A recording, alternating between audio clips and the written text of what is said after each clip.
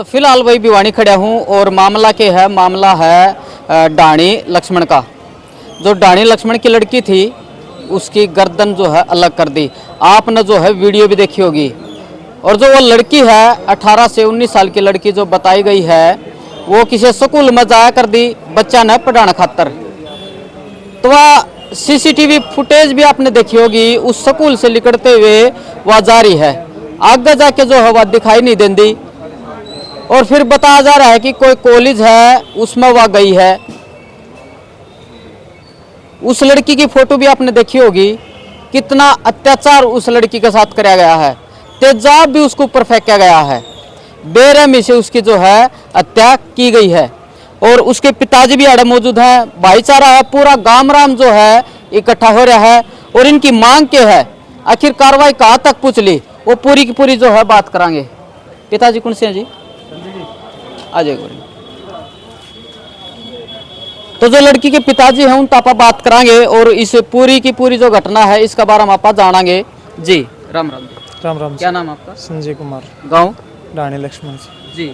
तो जी देखो जी, जो कार्रवाई है वह कितनी पूछ ली और पुलिस का ऊपर आपने कितना विश्वास है?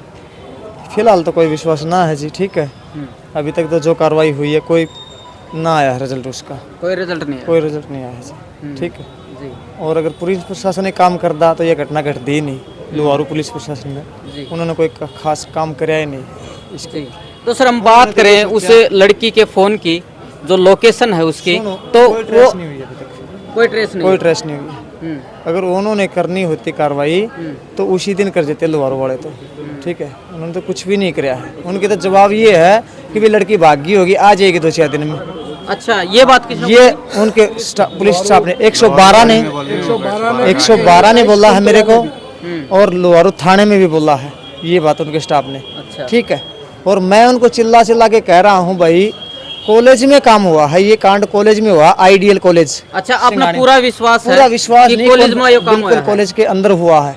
ठीक है, और वो जाकर के अभी तक उसको चेक भी नहीं कर सके हैं, न किसी कॉलेज के पास जाकर के उन्होंने कोई खबर ली है, न उसके अंदर गए हैं। और जी हमने इससे ज़्यादा और कुछ नहीं चाहिए, हम तो सिर्फ ये हमारी लड़की का न्याय चाहिए हमने। ठीक है, हमारी लड़की संजय कुमार है। तो संजय जी आप बात करा, आपकी बेटी का फोन आपके पास फोन आता है, कॉल आती है, तो आपने शक होया कि बेटी मुसीबत में है? हाँ। मैंने आपकी वीडियो देखी। मेरी लड़की उस टाइम जब होया ना फोन 6:26 तो उससे मेरा शक हुआ कि भी कहीं ना कहीं लड़की मुसीबत में है। तब मैं वहाँ से गया हूँ, उस जगह पे गया हूँ, मैं सिंगानी गया हूँ। ठीक है, और ऐसी कोई बात नहीं थी क्योंकि हमारे बच्चा साफ सुथरा था बिल्कुल। हमने उसका बेरा था सीधे, हमने नहीं, हमारे गांव ने पूरे परिवार ने बेरा था जी। ठीक है, इसलिए पूरा गांव आज आ रहा है? आज पूरा गांव नहीं, हमारा सारा संगठन, पूरा समाज, स्वामी समाज के पूरे लोग आए हुए हैं। ठीक है, हाँ जी। लड़की को आपने ही भेजा था उस कॉलेज में एडमिशन के लिए? बिल्कुल मैंने भेजा था, लड़की को मैंने भेजा था। फॉर्म लेने गई थी। अच्छा, फॉर्म लेने गई थी? हाँ, बीएससी नर्सिंग के लिए। ठीक है जी, और उसके वहाँ से वो गई है तो उसके बाद से वो वापस आई नहीं है वहाँ से। मतलब सीसीटीवी कैमरे फुटेज जो आसपास के देखे गए हैं उस दौरान वो वापस नहीं आई गई। अच्छा जी, आप जो कॉलेज है उसमें भी कैमरे होंगे? बिल्कुल हैं, वो कैमरे चेक नहीं करवाए, आरटीएस गायब कर दी है और कैमरे चेक नहीं करवाए गए हमारे से किसी से, और न किसी प्रशासन ने हिम्मत जुटाई है चेक करने की। ठीक है, सीसीटीवी के साथ छेड़खानी की? हाँ, सीसीटीवी कैमरे के साथ पूरी छेड़छानी की गई है। प्रशासन, पहली बात तो प्रशासन अभी अंदर ही नहीं घुसा है उसके अंदर। ठीक है। अच्छा सर, जो फोन किया गया उस लड़की ने स्कूल से, जो पढ़ाती थी जिस स्कूल में, उसमें वो निकल के फोन करती है, तो वो फोन आप बता रहे हो कि कोई सामान देना? हाँ, वो उस लड़की ने एक सूट मंगवा रखा था, सूट मंगवाना, और उसने अपनी मौसी घर पे फ़ोन किया था, उस मौसी ने उठाया था और उसको यही कहा था जी मेरा सूट आया हुआ मौसी, वो मंगा ले। इतनी बात करके वो आगे निकल गई थी उस कॉलेज की तरफ। जी। तो उस लड़की का जो फ़ोन है, आपकी लड़के का फ़ोन है, वो किस हालात में था? मतलब टूट रहा था, सिम अलग थी या फिर? फ़ोन तो मिला ही नहीं जी, वो पुलिस वालों के पास मिला है, उसका कवर था और बैटरी थी। उसके पास ही पड़ा है? हाँ, उसके पास ही था, कवर और बैटरी। भाई साहब राम राम राम। भाई आपका क्या नाम है? मेरा नाम कुलदीप है जी, मैं लड़की का मामा हूँ। ये मेरे जीजा जी हैं। अच्छा। हमारी बच्ची है वो 11 तारीख को लापता हुई थी, और किड्स प्ले स्कूल है सिंगानी के अंदर, वहाँ जॉब करती थी वो पार्ट टाइम, और बीएससी नर्सिंग के लिए वो फॉर्म लेने के लिए एडमिशन के लिए आइडियल स्कूल जाती हैं। वो आइडियल स्कूल और कॉलेज दोनों साथ में चलते हैं। सामने ITI कॉलेज की उनकी बिल्डिंग है, उसमें भी CCTV कैमरे लगे हुए हैं। तो 1:58 पर किड्स पर स्कूल से निकलती है, 2:15 बजे के लगभग वहाँ आइडियल स्कूल में पहुँचती है। उसके बाद 5 बजे फ़ोन करती है घर पे पार्सल के लिए। उसके बाद 6:26 पर जीजा जी के पास कॉल आता है। इन्होंने उस टाइम उठाया नहीं, वापस रिटर्न किया, तुरंत 10 सेकंड का भी फासला नहीं होगा सर, 10 सेकंड के अंदर वापस कॉल किया, बंद हो गया। उसके बाद वहाँ से आगे कोई लोकेशन नहीं चली, कुछ भी नहीं चला। और प्रशासन फिर इन्होंने 7 बजे 112 को कॉल किया जी। 112 गई है, 112 आइडियल कॉलेज स्कूल तक जाती है, उनसे पूछताछ कुछ भी नहीं करती है। उनको पूछती है लड़की आई, उन्होंने मना कर दिया यहाँ कोई लड़की नहीं आई। नहीं तो CCTV कैमरे आपको नहीं, हम नहीं दिखा सकते। अच्छा, मना कर दिया साहब? मना कर दिया, हम नहीं दिखा सकते। उसके बाद 112 जीजा जी को वापस छोड़ती है सिंघानी गांव में। वहाँ से फिर उनको बोलती है कि आप लुहारू थाने जाएं, वहाँ FIR कराएं, हम कुछ नहीं कर सकते। फिर FIR के लिए जीजा जी जाते हैं, वहाँ FIR नहीं होती है। वहाँ कुछ मुलाजिम मिलते हैं, वो कहते हैं कि आपकी लड़की कहीं भाग गई होगी, 2-4 दिन में वापस आ जाएगी, ऐसे करके और इनको धमका के वहाँ से निकाल दिया। 12 तारीख को सुबह फिर जाते हैं, फिर शाम तक होते होते 7:30 बजे हमारी FIR होती है जी। और 5 बजे वहाँ से ASI शकुंतला जी है, वो वहाँ फिर स्कूल के पास आती है, वहाँ फिर पूछताछ होती है। फिर भी वो यही कहते हैं हम कोई CCTV कैमरे नहीं दिखा सकते आपको, हमारे पास कोई अथॉरिटी नहीं है, और आपको देखना है तो 13 तारीख को 11 बजे आना पड़ेगा, प्रिंसिपल आ जाएंगे, उसके बाद दिखाएंगे। जबकि जीजा जी ने बताया वहाँ से एक ब्लैक स्कॉर्पियो निकलती है। अच्छा। और जो उन्होंने मना करने के बावजूद उसके गाड़ी निकलती है। तो और जो लोकेशन है बच्चे की वो कहीं नहीं हो रही, और न तो उन्होंने पुलिस वालों ने ट्रेस किया, और पुलिस वालों ने किसी भी प्रकार का हमारा साथ नहीं किया जी। और प्रशासन से हमारी यही मांग है, जो भी मुलजिम है इसके अंदर उसको तुरंत गिरफ्तार किया जाए, और जो 112 पर जो स्टाफ था उस टाइम उसके खिलाफ कार्रवाई की जाए, लुहारू थाने के खिलाफ भी कार्रवाई की जाए। ये हमारी मेन मांगे हैं, और हम शांति प्रिय से यहाँ मांगे कर रहे हैं। अगर प्रशासन मांग नहीं करता है तो हम ऑल हरियाणा चक्का जाम करेंगे जी। ये तो मैं सुन रहा था जब तक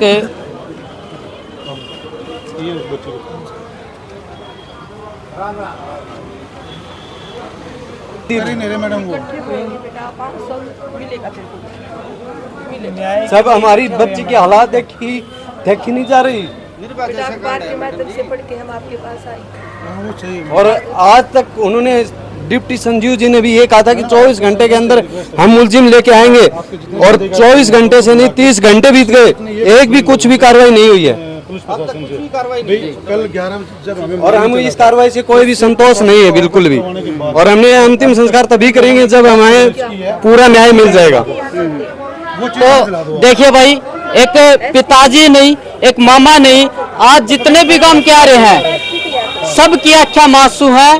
बहन जी भी अड़ाई है, ये भी रोते हुए यहाँ पे आई हैं, बोली हम तुम्हारे साथ हैं।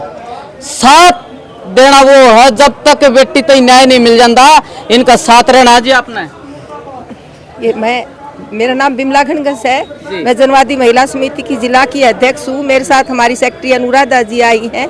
सुबह अखबार के माध्यम से ही पढ़ के हम यहाँ पे आए हैं, और लुहारू और भिवानी में कोई अंतर नहीं है, और लुहारू की बेटी में और भिवानी की बेटी में भी कोई फर्क नहीं है। सुबह से हमारे संगठन की महिलाओं की लगातार ये है कि हो क्या गया, ये हो क्या रहा है, हमने खाना नहीं खाया है सुबह से, इस तरह की दरिंदगी ये लोग करते हैं। और ये इस राज के अंदर कोई ये पहली घटना नहीं है, हम ये बताना चाहते हैं। इस तरह हमारी बच्चियों को नोचा जा रहा है, और ये प्रशासन और ये पूरी सरकार चुप क्यों है इस बात को लेके। हम जनवादी महिला समिति से की तरफ से मांग करते हैं कि इन जो दरिंदे हैं इनको तुरंत सलाखों के पीछे और कड़ी से कड़ी सजा इनको दी जाए। जिस तरह हमारी बच्ची की, लुहार वाली बच्ची की, सिंगानी वाली बच्ची की हत्या इन्होंने की है, उस तरह की हत्या इनकी भी की जाए। हम अपने संगठन की तरफ से मांग करते हैं प्रशासन से, और पुलिस प्रशासन समझ ले, जनवादी महिला समिति जिस दिन यहाँ पर सड़कों पर आ गई तो आपने भीतर बढ़न की जगह नहीं छोड़ांगे, हम ये बताना चाह रहे हैं। हम बहुत बर्दाश्त कर चुके हैं इन बदमाशियों को, अब नहीं रुकेंगे हम बिल्कुल भी। सड़कों पर आएंगे, बेटी को न्याय दिलवाएंगे। और हम पिताजी से कहना चाहते हैं, आप थोड़ा सा हिम्मत रखिए, आपकी हिम्मत के साथ हमारी हिम्मत है। तो हम दोबारा फिर अपील करते हैं, पूरे गांव वासियों से भी हम अपील करते हैं कि सब इस आदमी का साथ दो। वो अकेले इसकी बेटी नहीं थी, अपनी सबकी बेटी थी। और पुलिस प्रशासन समय रहते 1 या 2 घंटे के अंदर हमारे को बताए, अगर ये राजनेता की बेटी होती तो मुस्या के बिल मत अपराधी ने काट के लांदे। ये बताना चाहते हैं हम, ये गरीब की बेटी है इसलिए समय लगा रहे हैं। अगर कोई राजनेता इसका हाथ मिलता है तो हम गुद्दी पकड़ के उसने बाहर निकाल देंगे, ये हमारी आपसे वादा है। बिल्कुल मैं नहीं जाना चाहिए, बिल्कुल क्योंकि राजनीति करने भी आऊंगे जी। हम राजनीति कोई भी हमारा विवाद है वो राजनीतिक मामला नहीं करना चाहते हैं, हमें सिर्फ न्याय चाहिए जी। हमारी तो बच्ची गई, हम ये नहीं चाहते किसी आम फिर ये घटना घटे।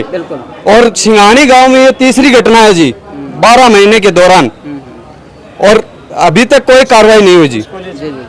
और उस कॉलेज के अंदर भी सिंघानी गांव के जो लोकल हैं वो भी बता रहे हैं ये दूसरी घटना है।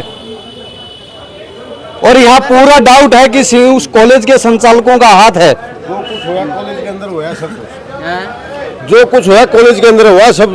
जब 11 तारीख को पीसीआर को बुलाया 8 बजे, तो पीसीआर अंदर नहीं जाने दी उनने, पीसीआर को अंदर नहीं जाने दिया। उस टाइम लड़की वही मौजूद थी, बंद करा की थी। 12 तारीख को गई थी, ताला बंद था जी। 112 वाले बुलाए जी, कोई कार्रवाई नहीं करी जी। सब कम पैसे दे रखे थे, पुलिस वाला को खा रखे थे पैसे जी, कोई कार्रवाई नहीं करी हमारी जी। फिलहाल भाई आपने जो है, जो लड़की के परिजन है, मामा है या पिताजी है या और भी जो है संगठन अड़प पूछे हैं, भाईचारा पूछा है, जो आसपास के गांव हैं वो भी अड़प पूछे हैं, तो इनकी एक ही मांग है कि जो दोषी है उसने सजा मिले और उसकी गिरफ्तारी हो। तो आज देखिए पूरा भाईचारा जो है इकट्ठा हो रहा है, अब क्या फैसला लिया जाएगा वो आप पे ही दिखावांगे।